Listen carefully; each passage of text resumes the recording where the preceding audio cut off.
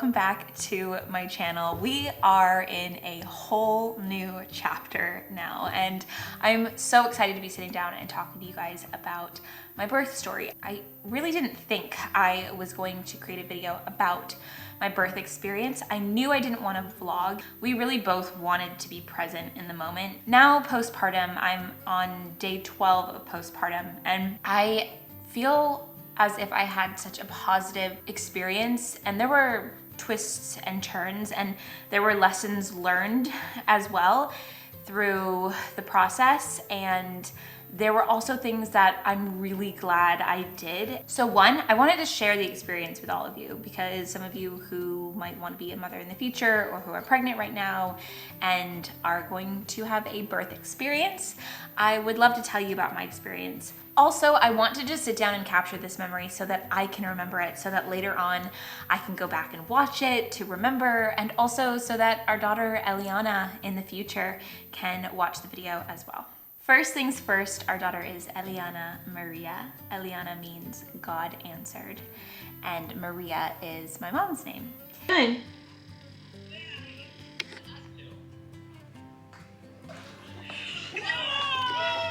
As many of you know, and some of you may not know, and I will share more about this as we move forward, we experienced some loss prior to Eliana. The name Eliana, the meaning God answered, definitely felt like the perfect name for her. One, I just think the name is beautiful, but two, I love the meaning because she was prayed very, very hard for. When we experienced loss, it was really difficult for me to share raw in the moment what I was experiencing. I needed to process it all. And every time I felt like I had processed it somewhat, something else happened. So I just needed to be in it and go through it without getting other people's advice, opinion, and kind of remarks on the process. I do plan on creating a video talking about what happened in our conception process and with the pregnancy loss, and kind of how we worked through all of that the best way that we possibly could.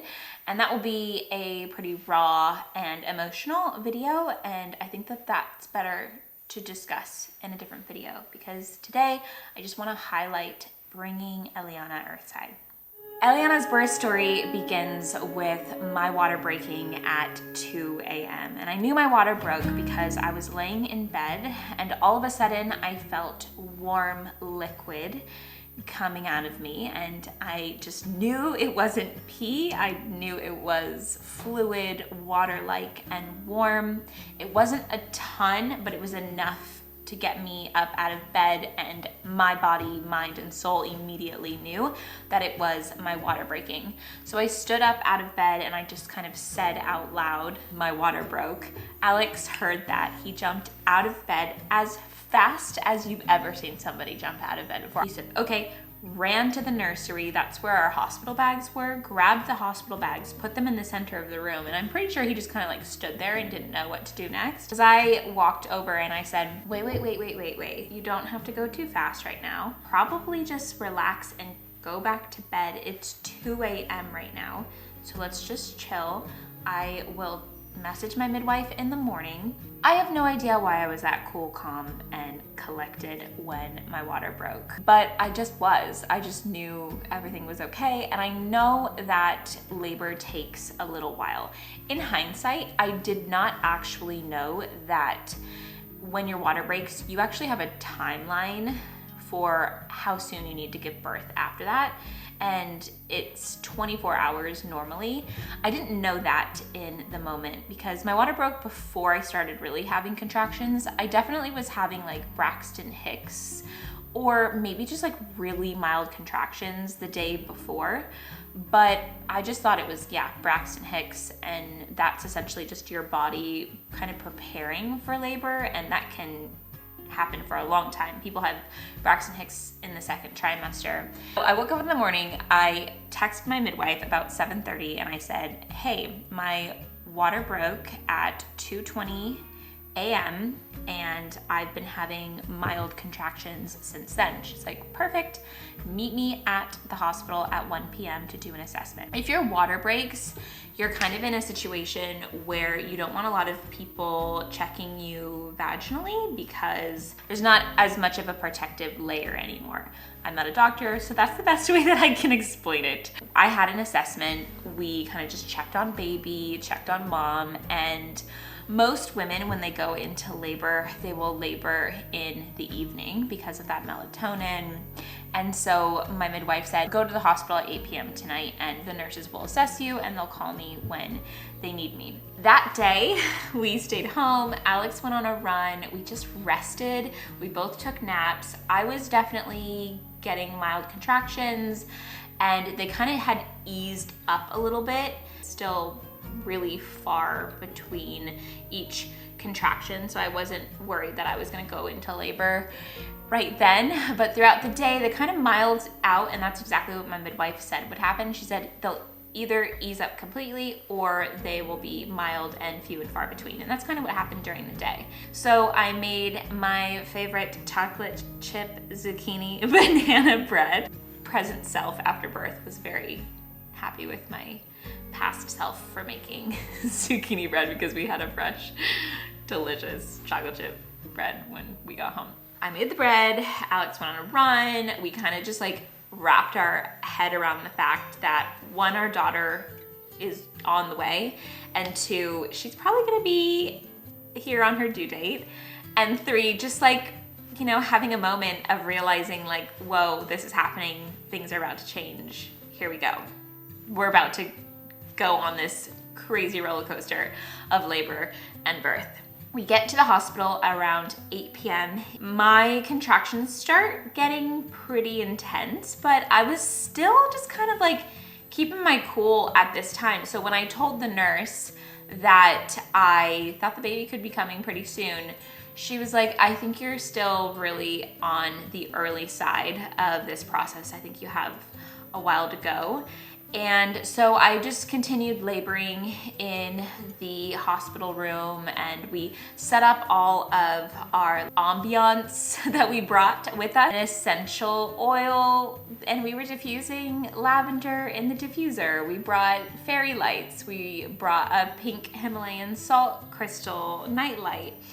And these were all things that when we went to our birthing class and when we spoke to our midwife were all recommended for us to do. Here in New Zealand, they really encourage you to create an environment that is really calming and dark and safe and soothing and anything that makes you feel that way. So I had my affirmations up, and we were laboring in the hospital room, which was the room we would go back to after we did the birthing pool and labor room, which I will get into in just a moment. We have built, well, Alex built his cot. I'm having contractions every like 8 minutes. Baby's moving, she just rolled her whole leg. They gave me IV. I got penicillin because of my water breaking. They wanted to make sure baby doesn't get any infections. I mean, I'm in labor right now, but I haven't started like active labor. So when I start active labor, we're gonna switch to the pool room, and I don't know when that's gonna be. Try to get some rest. I'm gonna try to get some rest, but the level of pain that my contractions are at, it's not good. I don't think I'm gonna be able to sleep, but I could try to lay down. We ended up calling the nurse back in because I told Alex, I think I'm gonna have this baby really soon.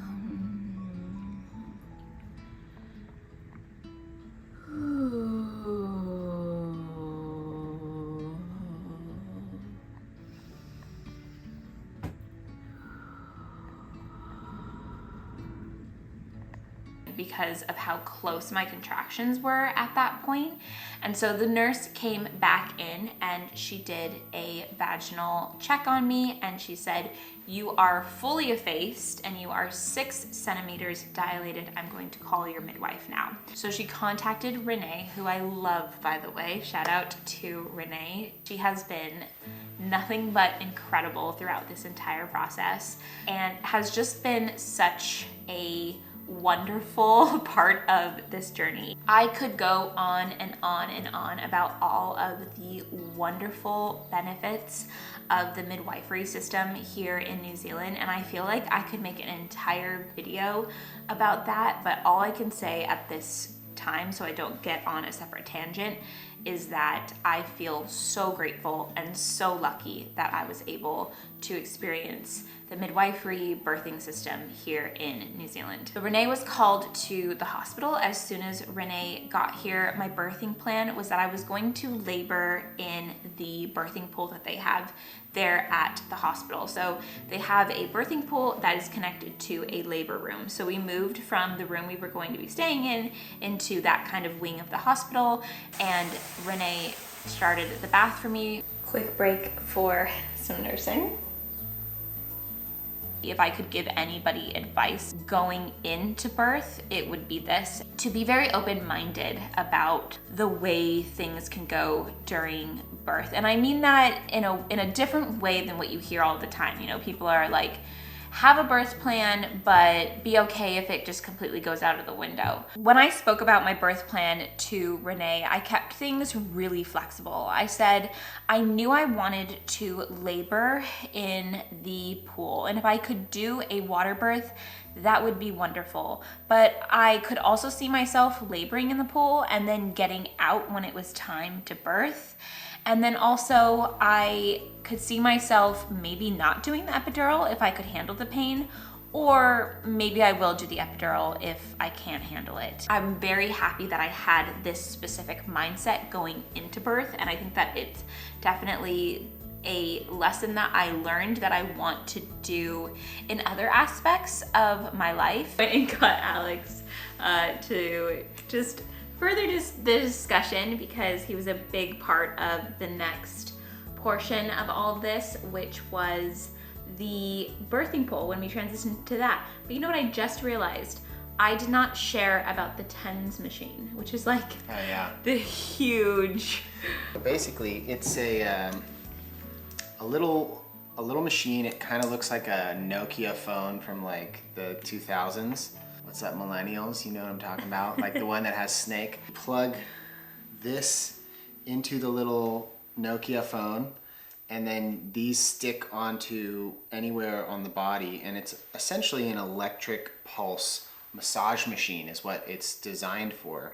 So when I told you guys that I was laboring in the hospital room and I got to 6 centimeters dilated and fully effaced, it was with this. So basically, when the contractions come, I would pump up the machine from like the lowest setting to about the middle, 5 out of 10.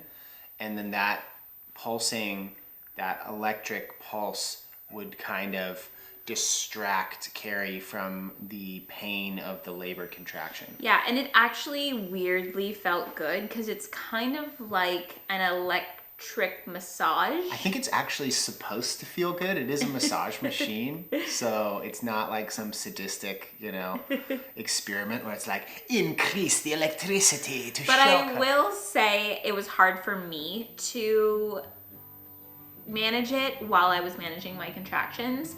So I was trying to do that at first, and then I just gave it to Alex, and I was like, you need to be in charge. She kept pressing the button that would like change the massage style, because it had all these different styles, like, I don't know, 12 different options. And Carrie, the only one that she thought felt good was option number 9. So it was kind of a little bit of a process to figure out, because if you accidentally pressed one button, which was right next to the button that increased the amount you would change the settings. So I kept changing it, and then I just got frustrated. Just handed it to me. Yeah, and I was like, you just be in charge of this. If I tell you to turn it up, turn it up. If I tell you to turn it down, turn it down.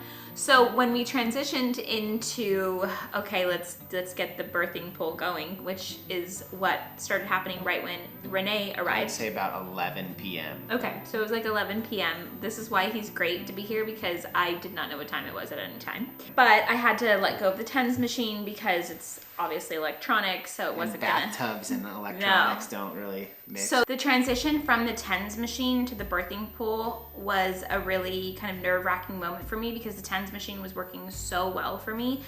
But I just looked at Renee, my midwife, and I was like, I'm really scared about like doing this transition. And she was like, you really wanted the birthing pool, it's ready for you. Like, and it just reminded me how much I wanted to be in the birthing pool, because I really love baths, and I hadn't taken baths throughout my pregnancy, and I just wanted a hot bath, and I was really excited about it. Hot baths have been really healing for me in postpartum as well, so I got very excited. She told me that once you get in, the hot water will definitely help with contractions, and it did.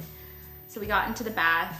Turned on your birthing playlist. Yeah. Which was kind of a mix between like the best of like acoustic classic rock, like Crosby, Stills, Nash and Young, like Hozier, and like some of that new folk music, and then some like Bob Marley. Some Bob Marley Lauryn in there. Just a good eclectic, like positive, calming playlist. And then also there were some of those hypno birth tracks in the there affirmations. as well. Yeah.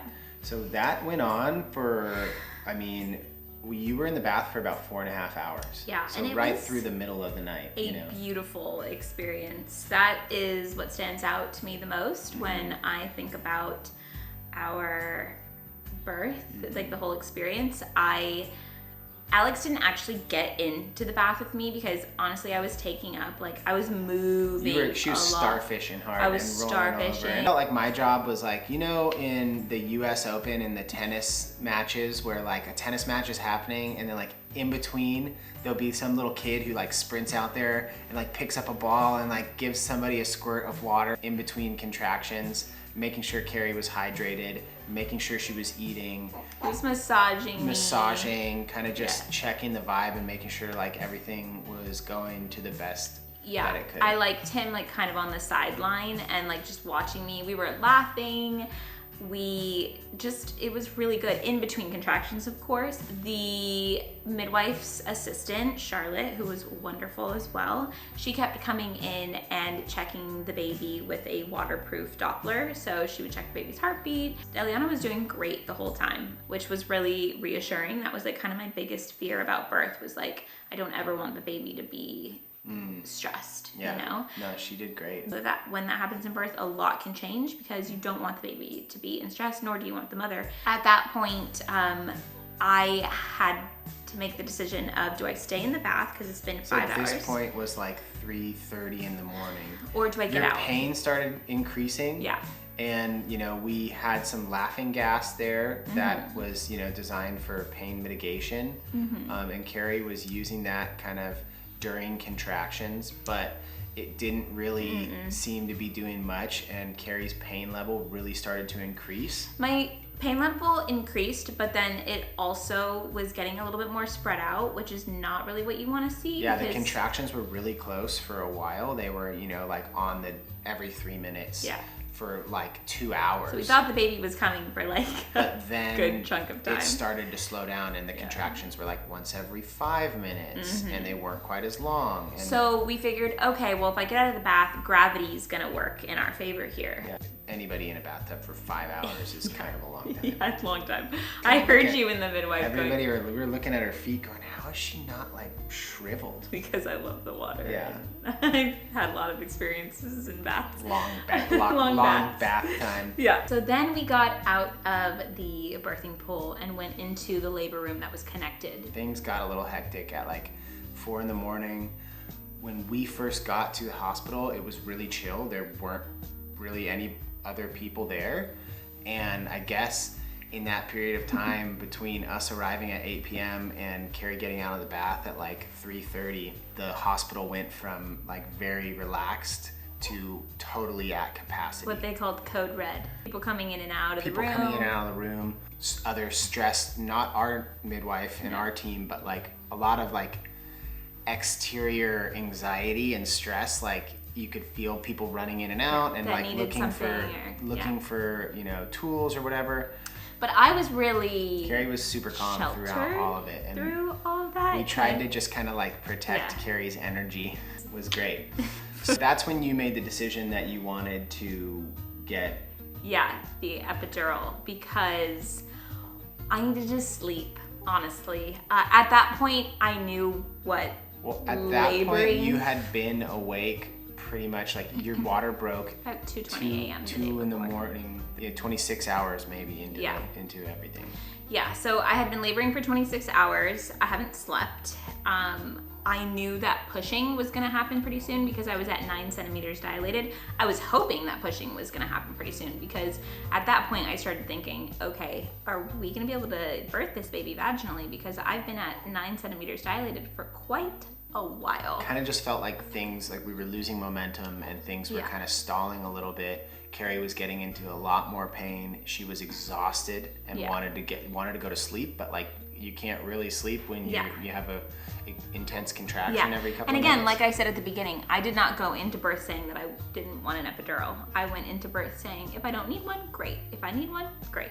Yeah. And so that was why I was happy with my mindset going in, because I was just kind of open to whatever I needed in that moment. Mm-hmm. And by that point, honestly, it wasn't even the pain as much as it was I needed to rest. So I needed the pain to dial back because I needed to rest before I pushed, because I knew that that was going to take a lot of energy from me. And if I was going to be able to birth vaginally at that point, for me, I needed that. You know, Carrie gets the epidural at about 4 something in the morning. And by this time, everybody's really tired. Carrie falls asleep. I don't really fall asleep, but I'm resting. But she's resting. Yeah. I sneak a little power nap sitting up in a chair for like maybe an hour. We all just needed a breather. Yeah. So after the power nap, it's about 7:30 in the morning. By 8, you know, the consensus has been made with Carrie and the midwife that it's probably time to start, you know, actively pushing. You know, Carrie's epidural was pretty strong. So, and it's not that it was strong because it was the normal dose, but I am petite. So anytime I take medication, I usually go for the lowest dose just because it affects me more than somebody who is double my size. And I actually had asked for a lower dose of the epidural, and we had the lower dose going at first, and then somebody came to... The machine needed to be like restarted. Mm-hmm. And so they restarted it, and when that happened, it went back to like the normal dose, which was 10 mil an hour, and Carrie was on 8 mil an hour. So it kind of gave her more than she needed, and I couldn't feel much at all. So when we were pushing, it was actually really hard for me to push because the epidural was just pretty intense. And so I wanted to be able to feel the baby coming down my birth canal, essentially. So I asked for the epidural to be turned down. Somewhere within this process, though, a doctor does come in.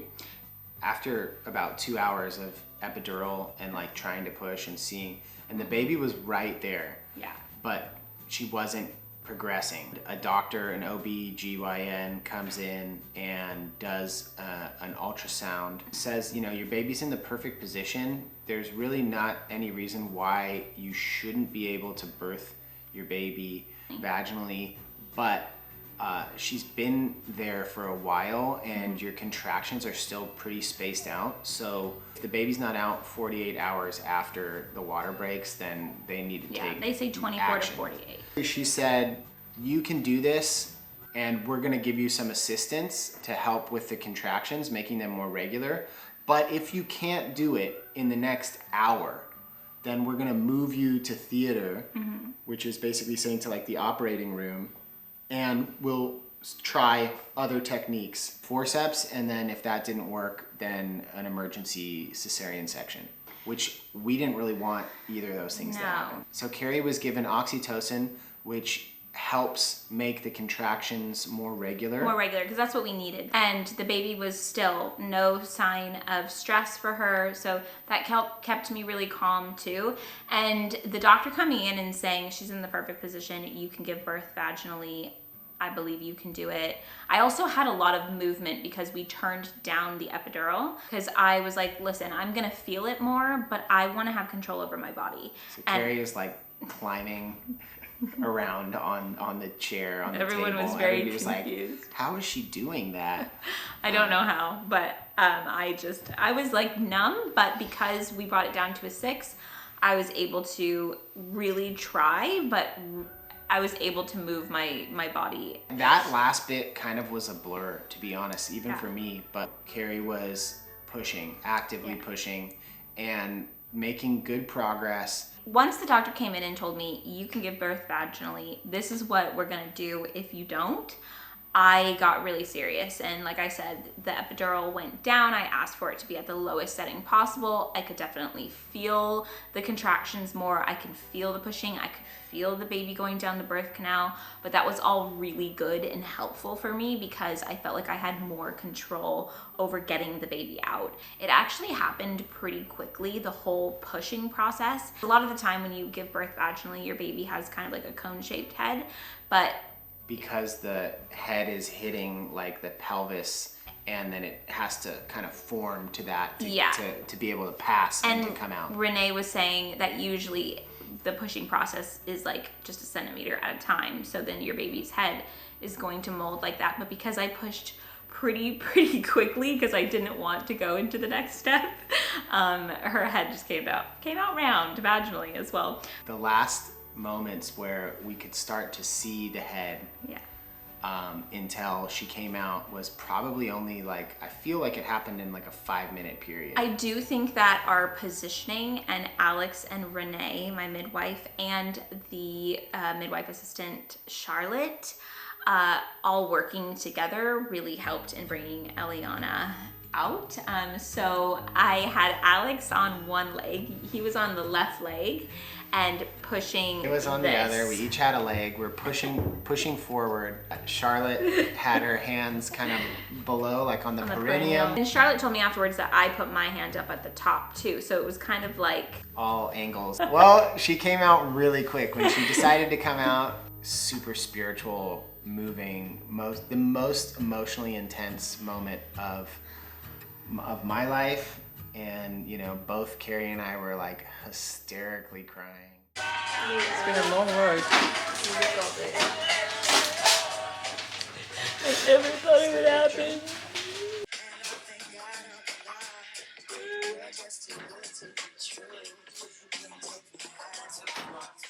Just tears of joy. I think I was going, my baby. Carrie was going, my baby, my baby. And I was just like, I was so happy. Yeah, it was such an incredible to have moment. Eliana like on Carrie's chest, wrapped up. Let me see how much you weigh, my love. You're so sweet and quiet. Yeah. Right there, all good. And I think cutting the umbilical cord. What made it so special was like there were stages, very much so stages in our birth and decisions that needed to be made, and also just like really working together as a team with our midwife, who was somebody who we have been talking to and has been part of our journey the whole pregnancy. I'm so proud of you. I'm so proud of you. Just say that. Just having that experience with people who you built a relationship with, and also like having a team. It was such a team. It was a team effort. Even though Carrie was doing all the pushing, it was such a team effort. And I became at the end very like verbal about what I needed physically from everybody. Right before she came out, the last thing I said was like, okay, both of you push in further, because I needed my legs to be like pushed in. I needed them to kind of put me in a squatting position, which I was trying to do, and I did with the epidural, but for some reason being like this, but having them push while I push. Just the extra little push to get things moving. Yeah, so that's what popped Eliana out, and she beautiful. arrived at exactly 1 p.m. 1 p.m. on the dot. I remember I looked up and it changed from 12:59 to 1. And so she's very prompt Yeah. with. She's like, my mom's a Virgo, so I'm gonna come on my due date, and I'm Dad's gonna a come. Pisces. Yeah, she's a Pisces too. Yeah. It's been wonderful, and like the last 2 weeks have gone by so quickly. It's crazy how time flies, but we're just really loving Soaking it all in. and just so grateful to God and grateful to our team and to everybody who's helped along the way. And She's honestly more than I ever dreamed of, and she has been pretty chill, like, and I don't want to knock on wood. Of course we're waking up throughout the night. we're also getting pretty good sleep too. Yeah, I mean, 3 to 4 hours in a row. She's everything to us and more. So thank you all for listening to the birth story. I think at the end of the day, my biggest recommendations are, one, to seek out a TENS machine, because that was really helpful for me in the early stages of labor. And another thing is to just go into birth with a very open mind and be okay with knowing that, especially if you're a first-time mom, you don't know exactly what it's going to feel like, what you can handle, how you'll be, how everything will unfold. So just be really flexible about how things can go. So those are my biggest pieces of advice, and also just finding a team. If you can find people to surround yourself with, I think your birthing partner